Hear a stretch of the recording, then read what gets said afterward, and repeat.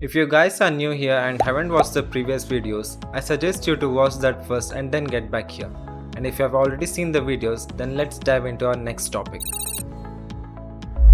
Tokens are individual unit of information through which Chatgpt understands information in form of input and provides output. The RLHF method we talked about earlier is based on tokens.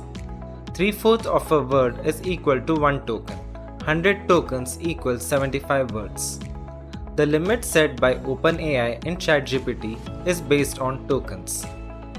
Chatgpt 3.5 has a limit of 4096 tokens for a single prompt, which includes the question you ask and the answer provided by Chatgpt, which is roughly around 3000 English words.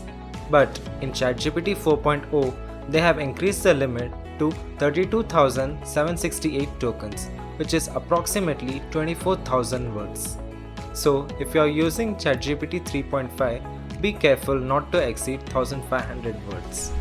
And by the way, if you are finding this video informative, then please consider leaving a like and comment down below and share it with your friends.